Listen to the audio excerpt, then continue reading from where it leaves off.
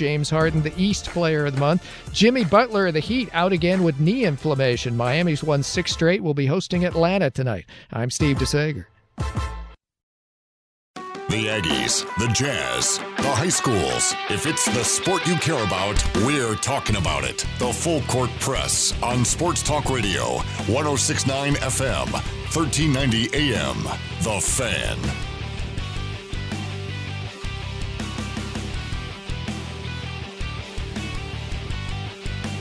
My heavens, my gracious, the drama it is. 4A girls semifinal action ends on a high note for Cache Valley. Logan girls get the upset, and the Skyview girls take care of business in the nightcap. We have a Logan Skyview State Championship in Region 11 girls basketball. What a game. And more importantly, what a call. Now, I said it just before we went to the top of the hour. It's one thing to call 6 games in 3 days or whatever it is. It's another thing to call 6 games and all of them are just down to the wire in 3 days. But that's what our guy John Newbold and Mr. Ryan Grunig did over there in, I believe, you guys in Richfield? Is that right, South Seaver? Where are you at? Yep, we're at the Sevier Valley Center in Richfield. And, it's been exciting basketball here the last couple of days. John Newbold, Ryan Grunig joining us here on the Full Court Press. Before we go any further, if you didn't get to hear how the game ended, John Newbold, Ryan Grunig on the call here, Skyview, Desert Hills Thunder. Desert Hills will have the ball in the back court. So Jacobson to inbound. They get it. Should be backcourt. Yep. But she brings it up in the corner. Three-pointer on the way. It's short. No good. Skyview rebounds. And Skyview wins. Skyview wins. Skyview wins. It's an all-Region 11 championship tomorrow. And this is kind of justice because we've said all along our region has the toughest girls teams in the state, and we showed it tonight. Boy, did they ever show it tonight. Hey, so Ryan, first you, I got to ask, toughest region in the state, you've seen about everything you possibly can see in girls basketball. What gives you that feeling, that Region 11, besides the fact that there's 2 girls teams in the state championship from our region? Hey, Ajay, Ryan had to step out. Okay. He's not here. I don't know what he's basing it on. He sees more teams than I do, but Coach Vanessa Hall, too, said it in the postgame. You know, the teams that she saw, and she even included, look at the run that Bear River made. They upset Green Canyon, who we all know was one of the contenders for the region title, and they upset them, and then they came down, and they took Logan to a 3-point game yesterday, and Mountain Crest was scrappy in all the games, but they're a young team, too, for girls basketball. And then, of course, Skyview got here. And so, Region 11 strong. And really, when you go back through the way that Skyview started the regular season, Ajay, you asked that question. I know that when Ryan and I were doing some of the boys' games, we would keep track of the girls' games, and they knocked off these girls' teams like Juan Diego and others that were down here in the tournament. And they really took it to them. I know they beat East by, 30 points earlier in the season, too. So, Skyview is one of those teams. But Logan, obviously, the way that they took out the number 1 seed in Pineview. Pineview had only had 2 losses all season long. And 2 of them, both losses that they had, were to this Desert Hills teams that Skyview just beat.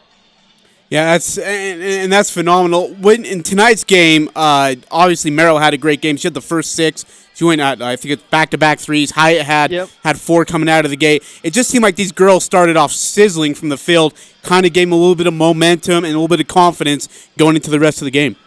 Yeah, I think you're exactly right. I think that was I know that Ryan and I, the thing that we talked about in the game yesterday against Ridgeline, we just talked about, hey, Skyview has to get off to a quick start. And they really didn't. But tonight they did. And really in the Logan game earlier, that's how Logan got their big lead. Logan led by as many as 21. Skyview had a lead of 12. But they both got off to quick starts. And I think you're right, Ajay. I think it gave them confidence to see that ball go through the hoop early. And then they weathered the storm when the teams came back. Oh, sorry. Eric, I got Eric Frandsen here just joining me late, but here's Eric. Well, and I was going to say, Ryan just joined me again for the second time, Ajay, so maybe we can get that question. Ryan, Ajay asked the question very start. He wanted to know why you think that Region 11 was so strong. You've seen more games than I have. I've seen every team play almost twice this year, and top to bottom, we were super good, and I think we saw that Bear River beats Green Canyon, and I think a lot of it is no one has a ton of Logan has a senior loaded, but that's about the only one, but we're familiar and we push each other in our region. We don't have the patsies like these other regions have. I don't want to point out schools, but other schools do have the patsies in their region. Well, you can't. That don't get pushed. You can't. I will. Region 10. Yeah. Eric, go ahead. So let me ask you guys about the Logan game. And, John, I don't know that we can say enough about the game Amber Karchner put on display for the Grizzlies, not just in scoring, but in rebounding and steals. And just her overall impact on that game just was amazing. Oh, yeah. I mean, if there was fantasy basketball for girls basketball, you want Amber Karchner on your team. I'm not kidding. She, like you said, she filled up the stat sheet. I mean, her scoring was amazing because you don't usually see it on. I mean, I don't want to put it this way, but you don't usually see that at the girls' level. You see that like with the boys, like a guy that just gets a little bit of separation and they can just go lights out. That's what Amber Karchner did. And I've seen Amber Karchner play a few times, and that by far was the best game I've ever seen her play. She was absolutely phenomenal and carried her team. And then she got some help from Taylor Rose and others, but Amber Karchner was on fire that game. Well, and the other thing that I noticed is when it was tight down the stretch right at the end, and Amber was the one that wanted the ball. Yeah, that's right. She was calling for the ball, and so you saw her true leadership come out there. She was going to put this game on her shoulders and carry it to a victory, and she was dragging tired. She was so tired, and yet just put it on and wanted to set the tone of I'm the best player out here. And I don't think she was doing it in a cocky way. No, she didn't. She was saying I'm the best player for my team right now to help us win. Yep. So in the regular season, these two teams, as you play in region, you play each other once at your place and once at theirs. But for Skyview and Logan, the two times they played each other, really close games both times. Logan wins one by 2. Skyview wins the other one by 4. I mean, it can't get hardly any closer than that. These two teams pretty evenly matched, and as you guys said earlier, in a very tough region. Can we expect anything different tomorrow in the championship game? I don't think so. I mean, and if I remember right, that game that Logan won by 2, it was in overtime. Yeah. An overtime game, and Skyview had a chance at the end, but felt like a call didn't go their way, too. So, I mean, yeah, I don't think it's going to be anything different. I mean, these two semifinal games, even though Skyview and Logan in their respective games got big leads and the other teams came back and then they held on, I think that tomorrow is going to have a lot of fireworks because of the familiarity with the two programs. They know each other.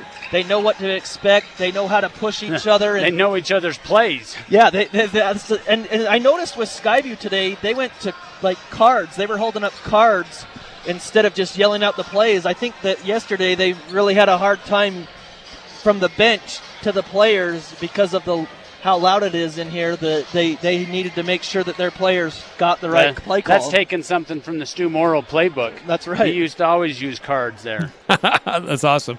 And I wanted to ask you about the venue, how it's playing out. I know it's a lot closer for those Southern Utah teams to travel their fans there and their support crew there. But what's the venue been like, and what's the crowd and support for these Region 11 teams been like? Well, first of all, the venue itself is a perfect venue for high school athletics, I think. I mean, I know this volleyball tournament is always held down here for 4A, but as far as, like, crowds, I think that Skyview and Logan have traveled. Obviously, the Southern schools have a few more fans, but, I mean, I don't think the Valley teams have been less loud. No, in fact, I think if you took, this last game, comparing the Desert Hills to Skyview, I think we might have had a few more fans than even they did. They had more students because of their drill team that has 75 people on it. But that's true. That's awesome. Well, and John, I know you've been there observing the boys as well. I know that the Skyview boys didn't fare so well yesterday, but I was wondering if you had a chance to see that Ridgeline game yesterday and kind of what your observations are about their chances tonight. Well, that Ridgeline game was a great high school basketball game, and give a ton of credit to Ridgeline as a team. But I'll tell you what, Caden Cox in that game, he only had one field goal attempt in the first half, Eric and Ajay, but that second half, he went ballistic. He only scored 15, but the threes that he had were big. Defensively, I thought he did a good job. And then, Ridgeline, they're just a really good team, and they took care of business. It was a really great atmosphere, an exciting game. Ryan, you were here for that one too. Yeah, still. and they did what they had to do. I think we just saw how athletic they are. Yeah, because they were outsized, and really, the thing that they did is they took Finlandson out of that game. And Dixie really didn't even look like they knew what to do down the stretch. Yeah, and Eric, I talked to one of the announcers for St. George Radio, and that's what he mentioned to me, just what Ryan said, is that Finlandson, who was just a monster in the first half, Ridgeline took him out of the game, and the announcer said that he thought it was weird that Dixie never even tried to set screens for Finlandson because Ridgeline was all over. They just defensively, they switched. They did everything they could to keep the ball away from him, and it worked in their advantage. And, Ridgeline's got a tough task ahead of them in Cedar. Cedar's a big, strong team. They had to come from behind to beat Crimson Cliffs in a really good barn burner, too, last night. So, there was some exciting basketball yesterday. Well, but I'm going to say advantage Ridgeline. Oh, for sure. Tonight because of the speed factor. Yeah, Chase Hall and Spencer Adams for sure. Cedar does not have that kind of speed. No, they've got the size, but they do not have the speed to keep up. Gentlemen, I know you guys are calling the game tomorrow, so I'm not going to ask you for your predictions, but I will ask you for keys for both teams. What do you expect to see in tomorrow's game? Well, for me, I think Skyview, I think they need to use their size inside with Caitlin Smart and also Melanie Hyatt. I think that they'll have a little bit of a size advantage on Logan. Of course, they've got to take care of Amber Karchner, but I think the size of Skyview, that's where they've got to work the ball inside and do a better job against zone defense, because if you're Coach Matson and you were scouting that game, Skyview had a hard time with the zone, and I think that Logan, if they went to zone, Skyview's got to figure out how to do that and attack the zone instead of just pass the ball around the perimeter like they did tonight against Desert Hills. Yeah, and I think another key for Skyview is limit the other people. Karchner's going to score her points. Yeah. She's going to get what she does. You've got to limit the other people with it. The hard part is Coach Madsen was with Skyview last year. Oh, okay. She was an assistant at Skyview, so they know each other very well. One of the advantages I think also goes to Skyview is the depth. Logan runs 6, maybe 7 people, and Skyview, they'll run 10 people, and I think that's going to pay off. Logan's got to recover from that exhausting game where they spent so much energy, but they are young, and they'll be ready to play. Well, and you wonder how Amber Karchner shows up. For me, that was the best game that I've seen her play, with 38 points, and she filled up the stats sheet everywhere else. But Logan is extremely good at three-point shooting. If you let players like Rudd, Rose, Karchner, or Addie Russell open, and even Kennington, who had a quiet game today, Logan's deadly from the threes, so that's a big key too, I think, Ajay, for Logan. If their three-point shots don't go down at the start, to see how they recover from that, because that was an emotional game for them, and just a 38 points by Karchner. How much does she have left in the tank? Because if Logan does win the state championship over Skyview tomorrow, there's no question who the MVP of the tournament was. Gentlemen, you are phenomenal. Incredible call throughout the game, and have a great call tomorrow. We look forward to hearing it from you. All right, Okay, well, we appreciate it. All right, guys, take care. Well, we get more basketball from Hurricane John Newbold tomorrow. And That's always a good and day. Ryan Grunig. And Ryan Grunig. Why do you say that's not a good thing? Ajay played the last part of that. Hey, can I play this clip really quickly? Okay, so they're talking about Coach. You don't want to play this one. Go ahead. No, we better not. Actually, I'll play for Eric off the air. That clip has harassment. I don't even know why. It's just the context of it. Eric is wondering what the heck's going on. I'll play the context after, off the air. Gentlemen, great job. We look forward to hearing your voices tomorrow, and congratulations on the day. Yeah, thanks, Ajay. Thanks, Eric. All right, thanks, John. Thanks, Ryan. Two of the best in the business. Love those guys. Ryan Grunig, John. I'm not going to play it on air, but you got to listen to this off air. I got to play it for you. You get a kick out of it. That's Eric Frandsen, Ajay Salvesen. We're going to go from girls to boys basketball. Coming up after the break, Ridgeline boys, after just a saucy victory yesterday over Dixie. They're in the state semifinal tonight. And honestly, there's a lot of people after Cedar's upset yesterday that think Ridgeline's going to be in the state championship tomorrow afternoon. We're going to talk to the radio play-by-play voice of that team, Dave Simmons, and get his keys and his thoughts and his prediction. So come on up here on the Full Court Press on 106.9 FM, 1390 AM, The Fan. It doesn't matter who you root for. The Full Court Press has all the high school sports covered. The Full Court Press. Connect with us on Facebook, Twitter, and online at 1069thefan.com.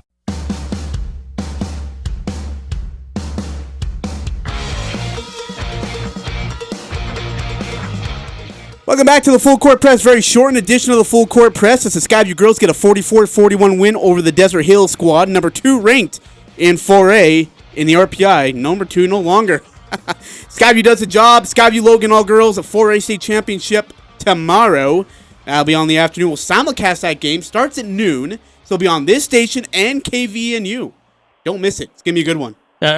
We deserve to have that, right? Yeah, we've been doing that. A designated station for a designated school, and why should the state championship game be any different? I'm with you. Hey, so we go from the girls to the boys squad. Ridgeline boys, Caden Cox went off in that second half, like John Newbold talked about. Was pretty held quiet in the first half, got going in the second half, and in overtime, Ridgeline pulls off the big win. They get Cedar tonight in an upset. Cedar beat Crimson Cliffs. And people are favoring Ridgeline. And to talk more about it is the voice of the Ridgeline River Hawks boys basketball team, Dave Simmons, joins us. Dave, good to have you. Thanks for having me, Tim. Hey, so let's start with last night. What an impressive victory. But what stood out to you the most? And what was the contrast between the first half and the second half? The resiliency of the Ridgeline team really stood out to me, and probably everybody there. And they got down decently big in the first half, and first quarter, actually. Clawed back a little bit into it in the second quarter and made a 3 at the end of the first half. And then the Finland kid launches like a 3/4 court shot and makes it to bump it back up to 10 at the end of the first half. So you go from 7 thinking, okay, we're here, this is manageable, right back to 10, which was kind of a punch in the stomach. But boy, that third quarter, Caden Cox just decided, I'm just going to start launching. And you guys, he was hitting stuff from what would be the volleyball line, if people know what that is. That line is between the 3-point line and half court. Just crazy range that kid has. So, Caden Cox starts going off, and I guess just the momentum that he was able to start to get going just from his sheer will, and how that kind of affected his teammates, and how they're able to start to get more engaged as well. How did that start to play out in the second half?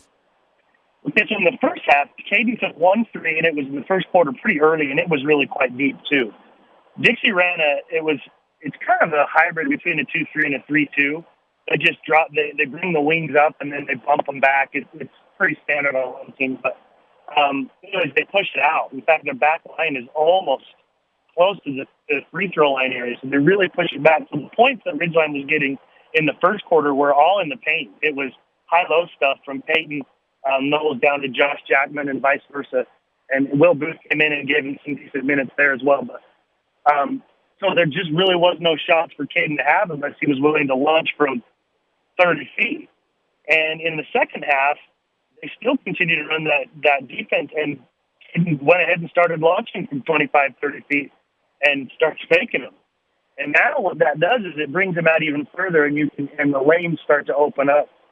It was just Caden deciding, that's it, I'm going to start shooting. And if anybody knows, I've coached Caden since he was in second grade.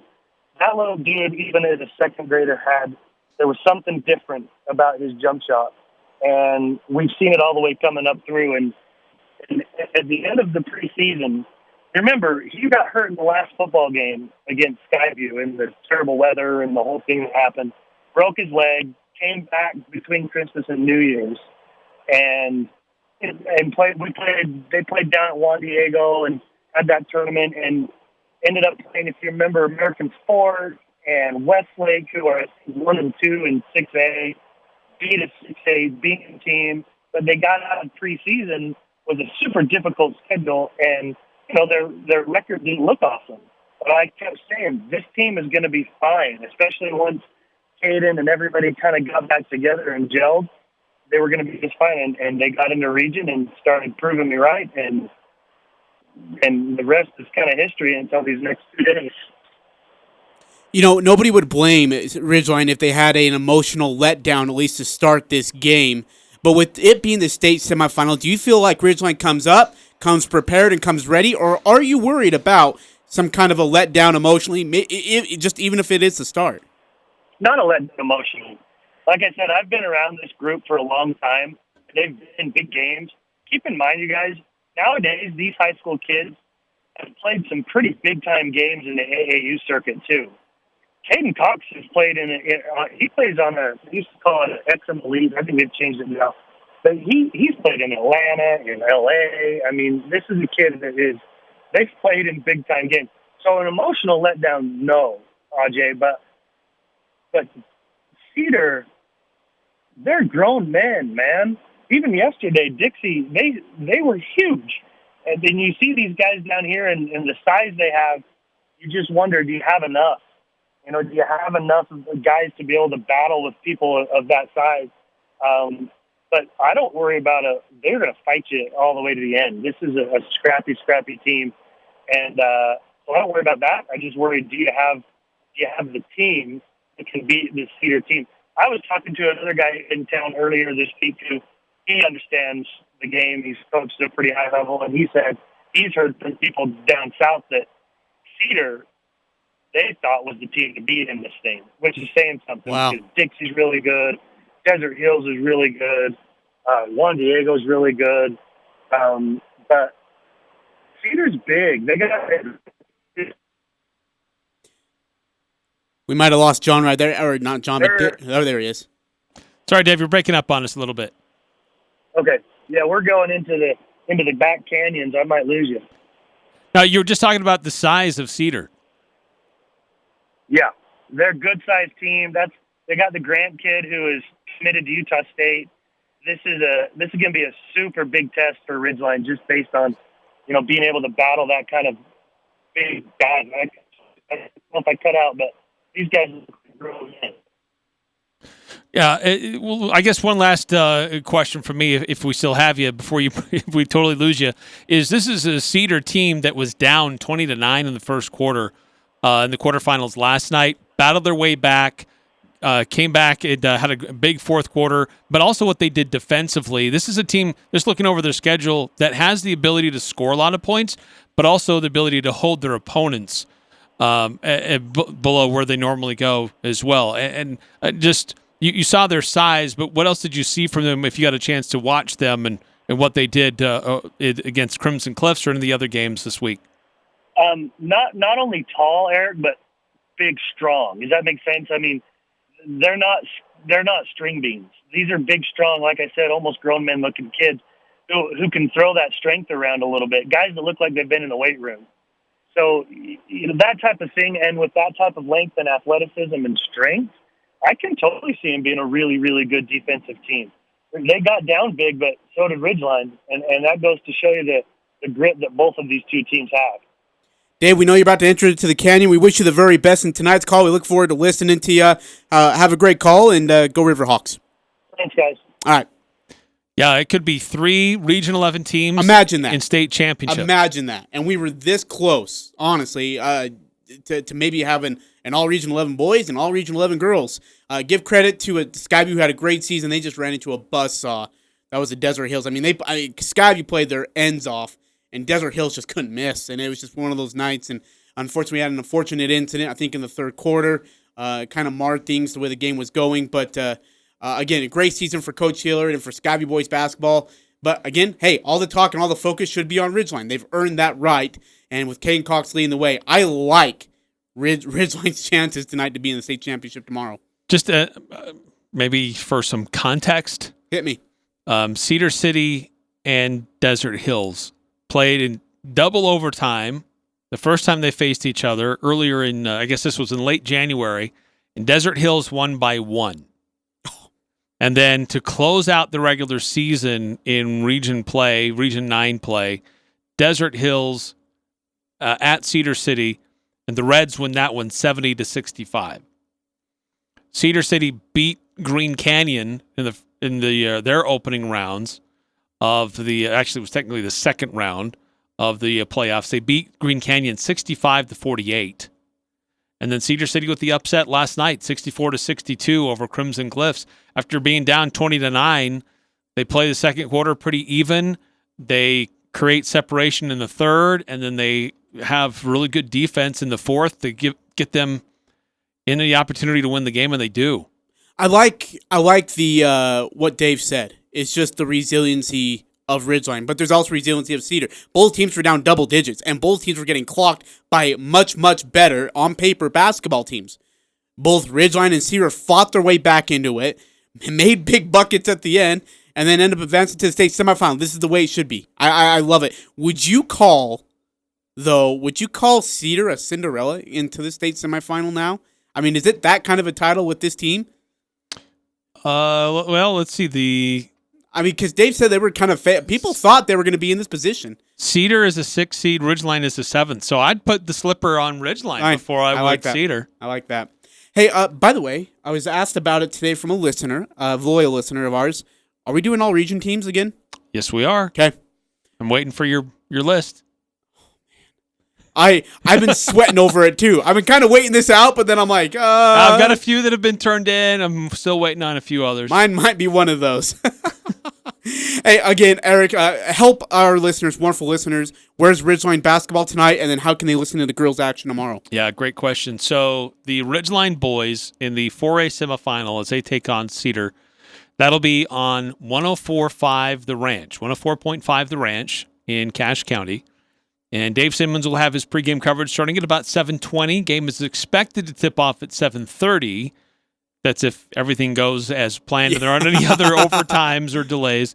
But expect that pregame to be about 7:20, tip off at 7:30 on 104.5 The Ranch, on the 104 The Ranch mobile app, and it's also streaming online. We've got those details on CacheValleyDaily.com. And then tomorrow it's going to be we know there's going to be a championship game and that there's going to be championship hardware coming to Cache Valley. We just don't know if it's headed to Smithfield or Logan. But we'll have that game here on The Fan and on KVNU. Pregame with Hurricane John Newbold at about 11:50 tomorrow morning, and tip-off will be at noon on both of those stations. So a lot of different ways to follow along and listen to that game. And excited to have championship basketball taking place and have some full coverage of it. And we're hoping to have the Ridgeline boys covered as well, because if they win tonight, they'll play the boys championship at 2:30. And again, that'll be over on 104.5 The Ranch. Absolutely. At your Region 11 high school. And by the way, win or lose, CacheValleyDaily.com tomorrow. Recaps, photo galleries, and they're great photos too. I mean, you get the reaction after the game and just the photos. It captures everything for you. So again, go to CacheValleyDaily.com to get your recaps and photo galleries for tomorrow, of today's games tomorrow, and then the games tomorrow on Friday or Thursday. Or later Wednesday, yeah. Whichever. Yeah, sometime. You know where I'm going. I don't want to leave this out, but the playoffs for the Idaho schools, both Westside and Preston, they are both, and Bear Lake, don't want to leave them out. Those begin on Thursday. That's Thursday, Friday, Saturday up in the Boise area for both the 2A and the 4A. So we'll be keeping an eye on those scores as well and try to update you on those on Cache Valley Daily too. All right, coming back, we're going to talk some college basketball. Eric, I need to get your thoughts on the Utah State Aggie sweep over Nevada. We'll recap that, put a cap on it, put a bow on it, get rid of it, get you ready for Wyoming, Fresno State throughout the week. Jazz got a big game tomorrow versus the Defensive Player of the Year, Ben Simmons. Good gosh. We're going to get to, we'll look at NBA basketball. They lost last night versus the Pelicans. Short show tomorrow, by the way, as Sixers Jazz are at 5 o'clock. So we're going to be off early tomorrow. And then Thursday and Friday we'll have full 2-hour shows for you. So we need to do our pick six. You didn't go through pick six yesterday, did you? No. Did I win? I have the results. Your voice says I won. Your tone of voice says I won. Thank you. I have the results. Yes. I love it. You can't hide it now. Can't hide the excitement. Full court press. Northern Utah and Southern Idaho's home for sports. It's the Full Court Press on Sports Talk Radio, 106.9 FM, 1390 AM. The Fan.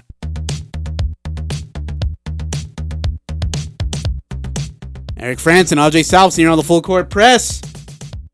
Shortened show today thanks to Skyview Girls Basketball, but hey, that's a good thing because Skyview Girls get the upset 44-41 over Desert Hills Thunder. Good stuff. Absolutely great stuff. And now you got an all-region 11 girls state championship tomorrow. Again, that's at 12. That'll be both on 610 AM KVNU and on this very station, 106.9 The Fan. Ridgeline boys tonight in state semifinal action. We hope to see them and hear them on the radio tomorrow at 2:30 for the 4A Boys State Championship. So good luck to the Ridgeline boys, and big thanks to Dave, to John, to Ryan for joining us to recap some of the crazy action in high school basketball, and we will do it tomorrow as well. So big thanks to them. Eric, Utah State got the sweep over Nevada, and I know you were absent, but I wanted to get your thoughts on what was a really impressive sweep for the Aggies. I know Game 1 had a little bit more drama than Coach Smith wanted, but then Game 2, boy, I mean, they just absolutely eliminated any sort of that kind of doubt immediately. Yeah, Game 1 built a nice lead and then kind of got, I don't know, maybe a little lackadaisical too much. Nevada starts making some shots. And by the time that game was over, I was really worried about Sunday. I was worried that Nevada found a groove. They just had too deep of a hole to dig out of, and they would potentially carry that over into Sunday. I was worried. After so much time off, maybe a little bit rusty in Game 1, they started to figure some things out. Watch out for Game 2. Boy, was I wrong. Holy cow. But you know what? The lineup change from Coach Smith I thought was brilliant. Basically putting Marco Anthony as your starting point guard, having Ashworth be coming off the bench. It solidifies that second unit. And I really liked the move that we start to see develop the week previous and seeing a little bit more Max Shulga. I really liked how he played. Oh, my goodness. Okay, what was more sexier to you? Raleigh's between the legs save, Justin Bean's 50-foot dive into the tunnel to save a basketball. By the way, he was out of bounds. Or 3, the Max Shulga, 35-foot bounce pass he threw to Marco, who then botched the dunk. And I'm sure Marco was going to be needing to buy Shulga dinner for that, by the way. It was a beautiful pass. I mean, just some of those plays, like the Raleigh save between the legs. I mean, he's coming right at me, and I'm thinking, there's no way he's going to get there. And he just, in one motion, just taps it between his legs and say, I was like, how in the world did he get there? I mean, it was just impressive basketball. And when you have Ashworth, Raleigh, and Shulga on the court, that gave Nevada serious problems. They could not contain the 3. No, yeah, that was a little surprising to be honest. I thought that Nevada defensive pressure would have been better. Yeah, at least more on point. On point, yeah. Good point. So really impressed with how Utah State opened things up. They were playing with confidence. Oh, a lot of swag. They were having fun. My goodness. And Nimi Keta, I mean, my gosh. What an amazing 2 weeks. What else do you say about this guy? And so for that, he's named Mountain West Conference Player of the Week. He averaged a double-double with 21 points, 15 boards, 4 assists, 2 blocks, 1 steal. In Game 1, he had 16 points, 17 boards, 3 blocks. In Game 2, he had 26 points, 13 boards, 6 dimes. And again, they won by 87-66 in the final score. In Game 1, it was 75-72. And in Game 1, by the way, Keta, 10 of 14 at the charity stripe. Not too shabby. Hey, Mount West Conference Player of the Year. If I had to make you choose right now, your Mount West Conference Player of the Year, I think Sherfield's been eliminated. Yeah. Matt Mitchell, I feel like he's missed too many games, but they just did sweep Boise State. But Shackle was a big reason why. But who is your Mount West Conference Player of the Year right now?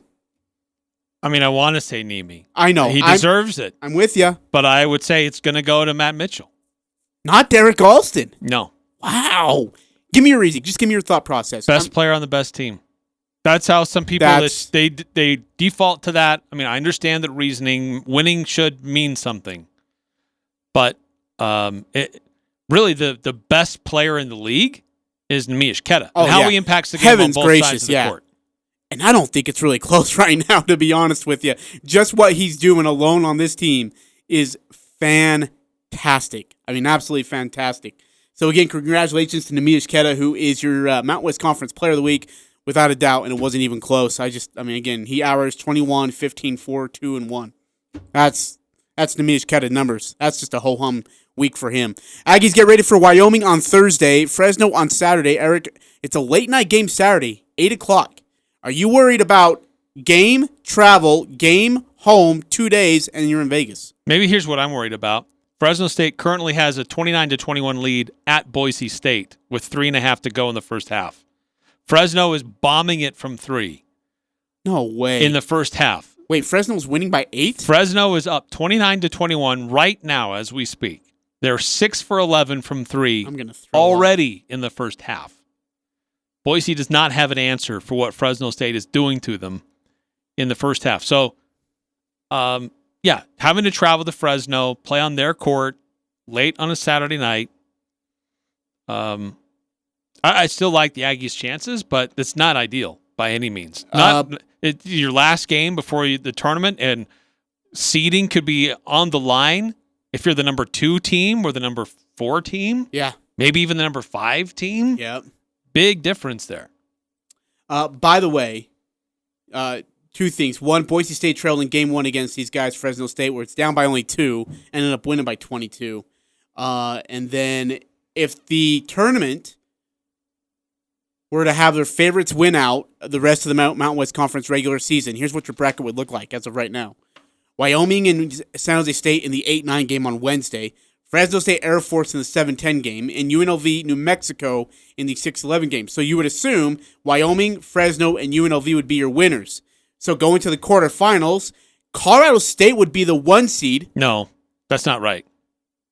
San Diego State would be the 1 seed. If you're looking at the bracket that I was looking at, they didn't factor in the forfeited games that got awarded to San Diego State. So I'm going to correct this person who tweeted this out. He corrected it himself, actually. Maybe missed that part. But come on. San Diego State would be the number 1 seed if everything still plays out. And so they would play the winner of Wyoming, San Jose State, likely Wyoming. Yeah. Boise State would have to play Nevada. And by the way, Nevada swept Boise State in the first series. Very juicy.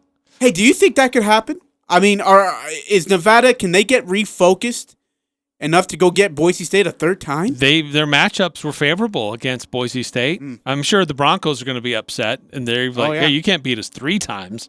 Colorado State would be the 2 seed, and so they'd play the winner of Fresno State and Air Force, which would be Fresno. And then Utah State would play the winner of UNLV and New Mexico, so the Aggies would get another game against UNLV more than likely. So imagine this. San Jose State and Boise State on Friday night, they got to beat the crap out of each other. And then if Utah State can take care of business, if it were to be Colorado State, they get to pick up the scraps on Saturday afternoon. Here's the bad news. The times have been released for the games, and they're tough. Utah State, if they were to remain a 3 seed, would play at 8:30 Pacific time. That's 9:30 Mountain time on Thursday. If they win, they play Friday at 10 o'clock Mountain time, 9 o'clock Pacific time, with the championship game being at 4 o'clock Mountain time on Saturday. So late games, Thursday, Friday, turn around and play Saturday. They did it last year, but boy, Sam Merrill and Coach Smith both admitted they were extremely exhausted. That team was very exhausted after the Wyoming game. And to play Colorado State in a semifinal game that late at night, oh boy. Am I wrong by thinking it's better for Utah State to be in that 2-3 position? Because you avoid San Diego State and you avoid Boise State. Yeah, no, I'm with you. And that's the way You're on the everybody should be opposite agreeing. side of the bracket. Yes.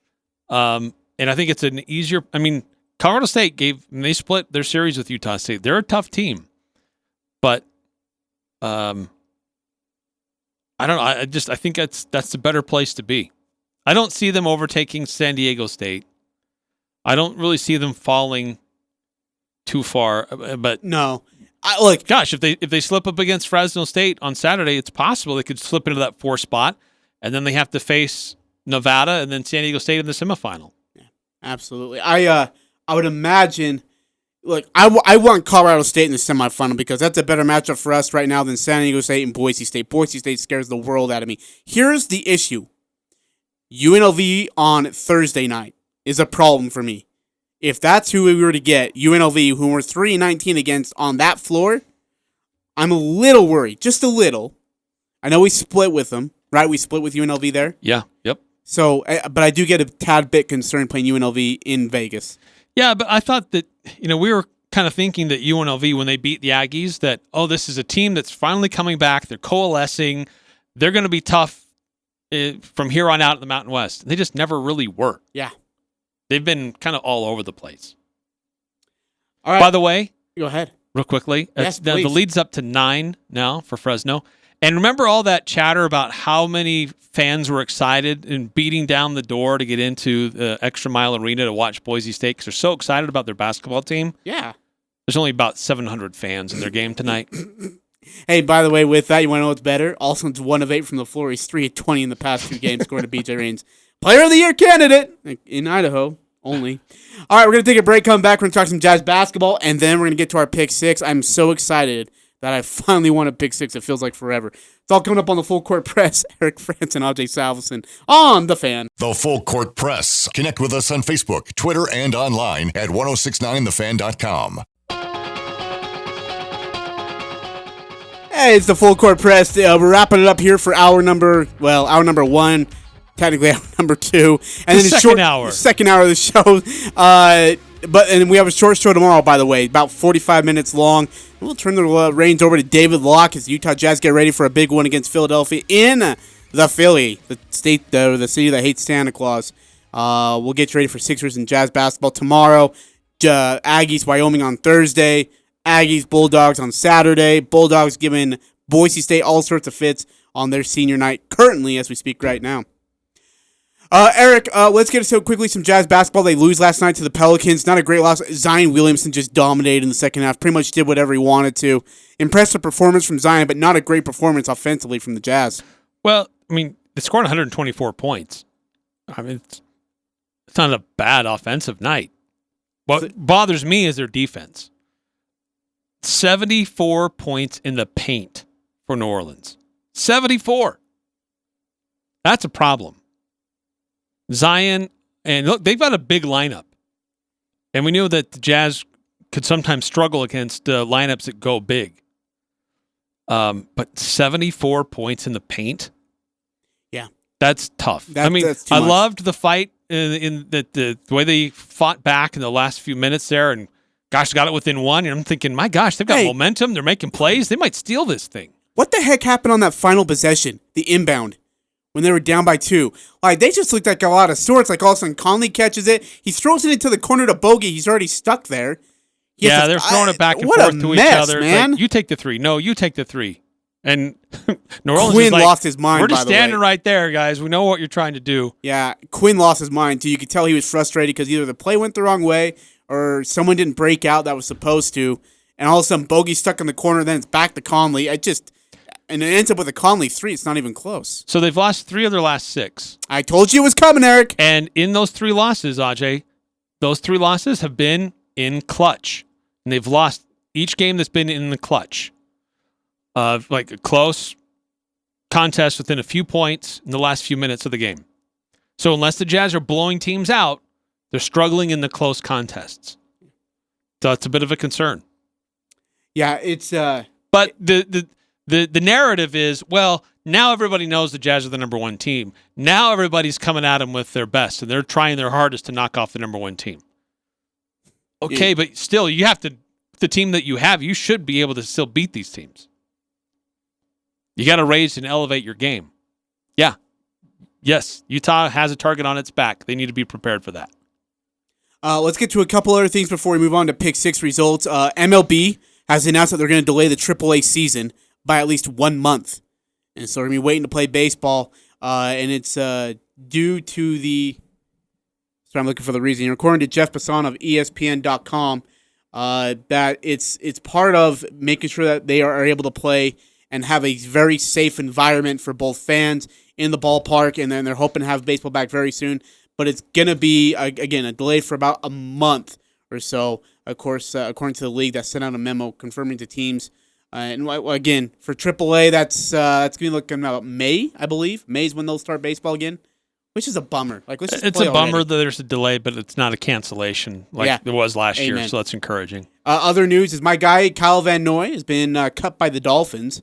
So the Dolphins are going to go back to sucking again in NFL football. Congratulations. After a year ago saying, we're going to give him $15 million, $30 million that guaranteed. That just makes no sense to me, man. And it's like, nope. 3-point shootout, 3-point contest announced officially for the NBA All-Star Weekend. Who do we got? Devin Booker, Jaylen Brown, Okay. Steph Curry, Zach LaVine, Donovan Mitchell, Jason Tatum. Steph Curry by a mile. It'll come down to Steph Curry and Devin Booker. Yeah, I would agree with that. I think Donovan Mitchell gets eliminated in the first round. That would be my... He's probably... Well, I don't know. I don't know what Tatum and Brown, what their percentages are. But I would guess that Donovan Mitchell's probably got the worst 3-point percentage of all of those 6 guys. Oh, yeah. Without a doubt. It's not a bad 3-point percentage. It's just the worst among them. Other news, Paul Weir is going to be, is going to, I guess, mutually agree to part ways with New Mexico after the season's over. Yeah, it's too bad. I mean, we had Jeff Grammer on, and he's like, look, he hasn't really been helping the situation. They've got a tough situation there, but Coach Weir hasn't really helped it. He just keeps belaboring just how difficult it is, and it just wears on everybody. And so they're like, look, let's just part ways. Yeah. It's too bad. Hey, how about Baylor with a big win today? They actually clinched their first, I'm going to make sure I got this right, but first conference title since 1950, if I'm not mistaken here. Yes. Is that right? 94-89 win over Virginia it's their first regular season conference championship since 1950. Congratulations to Baylor, who had like a 3-week COVID break because they couldn't get out of the situation, finally get back into it, and now win the Big 12 title. That's impressive. Them and Gonzaga, I think, are head and shoulders above a lot of teams. I know Michigan's creeping up. So, and then Alabama's playing right now. They were, of course, upset by Arkansas, whose now coach is Mr. I like to take my shirt off and show my body off, Eric Musselman. Oh, dude, Eric Musselman's doing great things with Arkansas, though. It's impressive. Working. It's impressive. Hey, some updates on bracketology today. Yes, let's hear it. ESPN's Joe Lunardi has Boise State as an 11 seed, Colorado State as an 11 seed, San Diego State as an 8 seed, USU among the first 4 out. CBS, Jerry Palm. San Diego State as a 9, Colorado State as a 10, Boise as an 11 as part of the last 4 in, USU is out. Fox Sports, Mike DeCourcy, kind of a similar story. San Diego State an 8, Colorado State an 11, Boise State a 12, USU first 4 out. NCAA, Andy Katz puts that together for them. Good job. San Diego State as a 9 seed, Boise State as 11, and that's it. Both Colorado State and USU out. Okay. So, wow. Work to be done. Yes. For the Mountain West. Look, Craig's 8-0 against Mountain West Conference teams, including the tournament in March. Let's go 13-0. That's what I think. I like it. Go 13-0 now and go win it all. By the way, I'm a tad worried. Minnesota, Rick Pitino, or that Pitino, Rick's son, is on the verge of getting canned. Minnesota. Craig Smith, think he gets a phone call? Minnesota. He don't. Minnesota. Don't. All right, we got, 90? Well, we got about 2.5 minutes left. Let's get to Pick 6. Pick 6. Pick my nose 6. Results are in. All right. Jazz over Orlando by 12.5 points. Yep. We both took the over. Yep. They won by 15. Yep. Congratulations on both of us. Nemias Queta blocks in game 1 versus Nevada. We set the line at 2.5. He had 3. We both took the over. So we're 2-2. Yes. We're doing good. Winner, chicken dinner. Max Shulga minutes in game 2 versus Nevada. Set the line at 10.5. Ajay, he had 24 minutes. I took the over. You took the under. I took the over. I took the over. You took the under. Took the over. Stephen Ashworth threes in game 1 set the line at 2.5. He only took 2. Oh, that was close. I took the under, but you took the over. Okay. What's the score? So it's 4-2. You? Now. Still 2 more left to go. I'm up 4-2. Namish Keta rebounds in game 1. Set the line at 12.5. I went under. You went over. Actually, that's 17. So now it's 4-3. Is it going to come down to a tie? Here we go. Please. George Niang missed 3-point shots dude. at Orlando. No. Set the line at 4.5. He actually only missed 2, but we both took the under. So I got 5 right. You got 4 right. But you know what? We've been waiting on this for a long time. George sucked. He's so overrated. It's finally here. Oh, it's here. As a lifelong, what is this?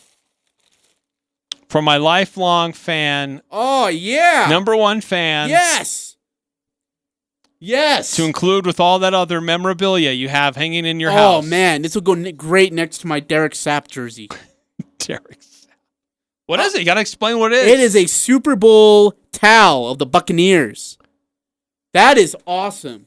See, when you put effort into gifts, I get grateful. So when you, like, your wife's cleaning or you're cleaning. No. No. Or when you're cleaning the sink and the oven and you need a little extra hand towel. I will no longer cuddle with Reggie.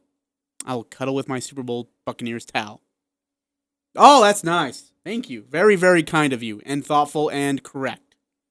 Mm. Absolutely. Yeah. Absolutely. That's good stuff. All right. All right, we're going to take a, remember, we're going to have a short show tomorrow. Girls basketball tomorrow. Boys basketball tonight. Yeah, Ridgeline Boys at 7:30 on 104.5 The Fan. Good luck, Ridgeline.